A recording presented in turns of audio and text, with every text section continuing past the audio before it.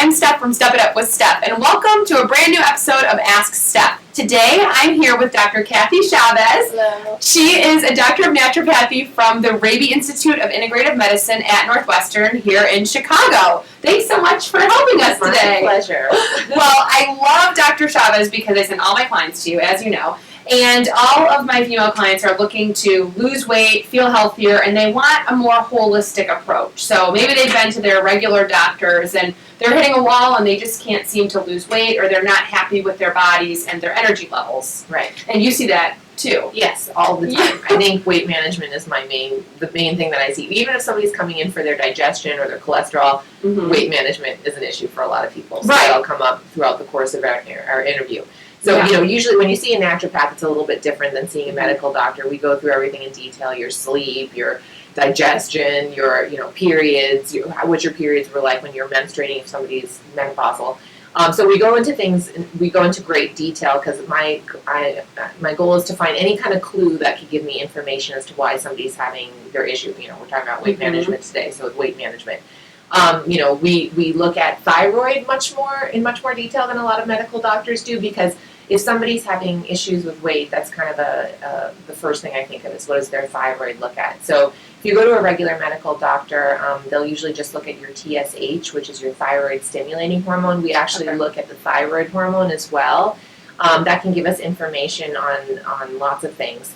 But sometimes people have enough of one type of thyroid hormone but not another, so that can give us information about maybe some nutrient deficiencies, or stress can interfere with thyroid function. So those are things that I would look at right away when somebody comes in. Mm-hmm. Yeah, that's great. And why I love Dr. Chavez is because you do really look at the whole picture. So it's not like we're counting calories here. It's not like we're just looking at the blood work and looking to be in the normal range. We want to be in the optimal range for all these things to make sure everything's firing correctly, and we're not just putting a Band-Aid on the situation, or we're not just losing weight quickly and then gaining it back. We're making a lifestyle change. Right, or just making it easier. I mean, the obvious things are diet and exercise, which obviously is what you do. Mm-hmm. So, but those are the obvious things. But sometimes we'll find things that aren't as obvious, and so it's making it more difficult for those diet and lifestyle improvements to help people lose weight. You mentioned fatigue. Mm-hmm. If somebody's really tired all the time, getting up and exercising might not be as appealing. Right. So if we can kind of figure out what's going on with their fatigue, whether it's sleep patterns or low iron or low thyroid or low B12 or whatever the case may be,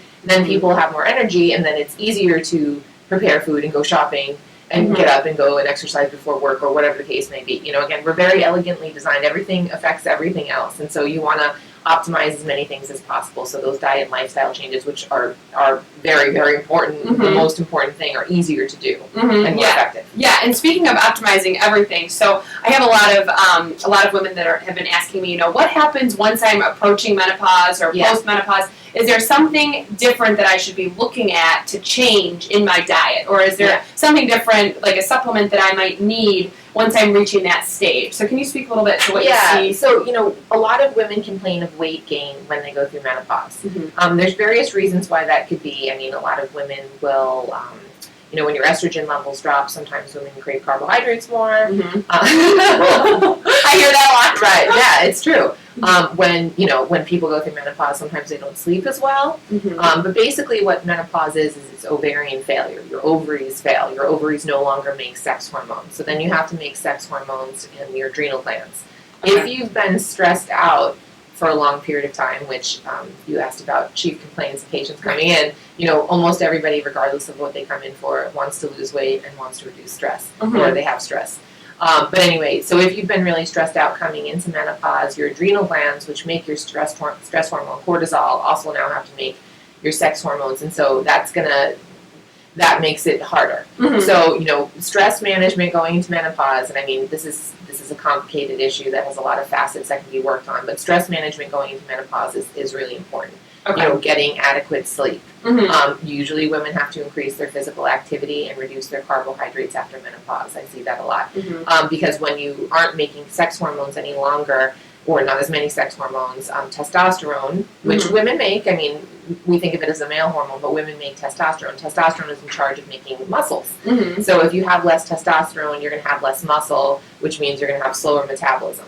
So anyway, that stress management is something that I always want to optimize going into menopause. And that's basically, it's more in layman's terms, I guess, so that when you reduce the stress, your body can focus on burning the fat. Faster. And making hormones more effectively, and and you can burn fat more effectively. Okay.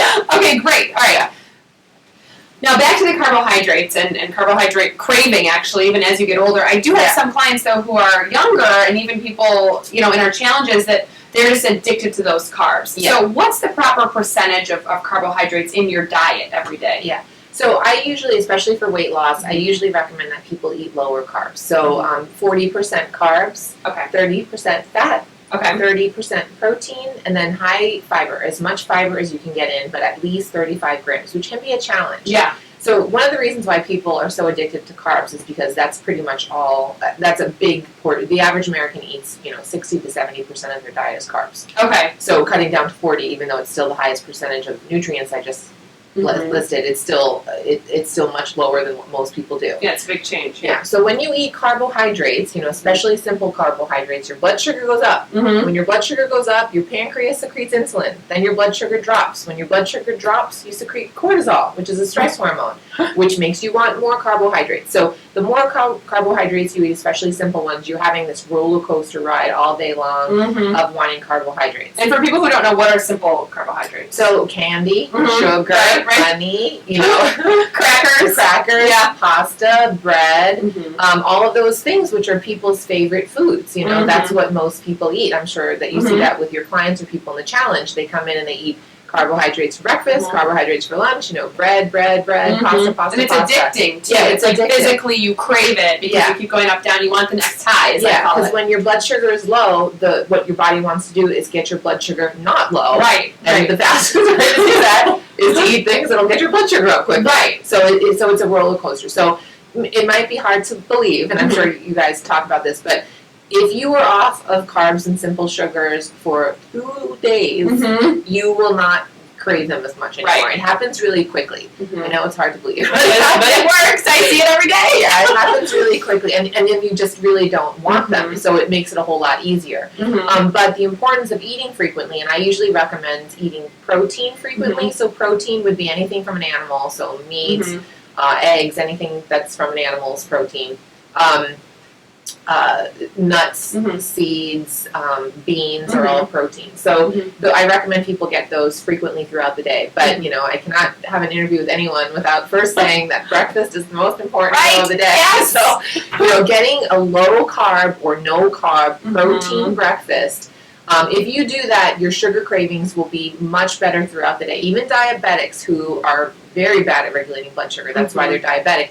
If they have protein for breakfast, their blood sugar will be stable throughout the day. So somebody who's not diabetic, it works even better. So, getting a protein breakfast with no carbs or low carbs, and then having a small meal every few hours is a great way to keep your blood sugar stable so you're not craving things and overeating. But also, if you're eating regularly, you will speed up your metabolism. Your body says, oh, she's going to feed me in another few hours. I don't need to store this as fat because I'm going to be fed. So I always give an example, which you probably heard. I'm like a broken record. But the sumo wrestler diet, what sumo wrestlers do to look the way they look. And, sumo wrestlers have these big bellies.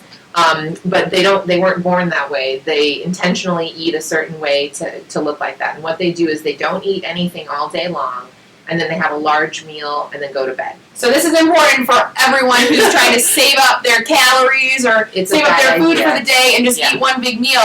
This is why you may end up looking like a sumo wrestler. And if you walk around, a lot of us now are starting to get these big bellies. Like that's starting to be the normal morphology for Americans. And women especially should not have that much belly fat. Women should store their fat on their hips and their butts and their breasts and things like that. So don't do that, and that's what a lot of us do because we're rushed in the morning, we don't have time, and then we want to work through lunch, and then it gets to be dinner time, and we finally have a minute to chill and talk to our families and prepare a meal. And then we're starving because our blood sugar is really low, so we eat a lot of food all at once, and then your body says, "Oh, she finally fed me good. I'm gonna store this as fat because I know she's gonna starve me again." So anyway, that's the reason. Yeah, that's awesome. Thank you so much, Dr. My pleasure. Chavez. Well, Dr. Chavez is in Chicago, but she can work with people virtually too, right? Yeah. So if you want more of a specific, specific assessment and specific guidance for you, you can contact us, contact Dr. Chavez at the Raby Institute. And also just a few takeaways, make sure you're getting your thyroid levels checked. Yeah. Make sure you're getting thorough blood work done once a year. Yeah. And make sure you're eating that healthy, protein-filled breakfast. Yeah. And make sure that you're checking the stress levels too and getting enough sleep, because all these things play a part in weight loss and in health management. Yeah. Thank you so much. My pleasure. Stay tuned for even more with Dr. Chavez. I'm Steph from Step It Up with Steph.